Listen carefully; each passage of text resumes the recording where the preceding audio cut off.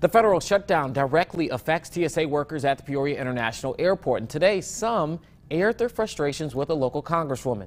Rebecca Brumfield reports that emotions are starting to run high as another week passes with no end in sight.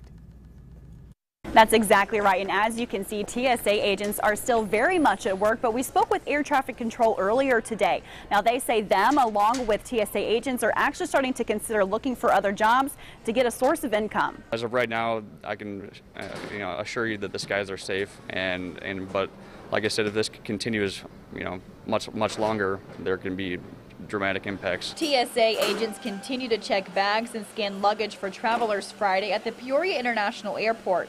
Greg Rhodes, who is in town for work, went through that process. Like once or twice a month. He says security should always remain a top priority. It's crazy, if I was in that position, I don't know, I would definitely be a little upset about the fact that I wasn't getting paid for the work that I was putting in. Those who fly for their jobs and even those traveling for pleasure say they haven't felt unsafe yet anyway. Thoughts crossed my mind, but nothing that's ever that makes me too nervous. We're progressing into week 5 of the federal shutdown, and air traffic control workers are starting to also feel the effects. We just want the shutdown to end so we can get paid. These workers are approaching a second missed paycheck, and while some workers are starting to consider finding a different job to make ends meet, others are trying to hold out. We have the safest airspace in the world, so it's more of a pride.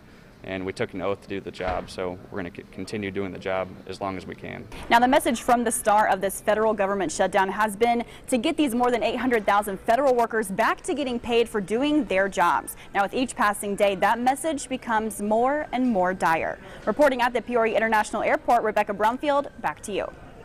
And Congresswoman Cheri Bustos was there today to talk with local TSA workers and the air traffic controllers who have been impacted. She says she'll take that feedback, their stories, their hardships, back to her colleagues in Washington next week. And also via Twitter, President Trump has now said that he will be making an announcement regarding the southern border tomorrow, 2 o'clock our time from the White House.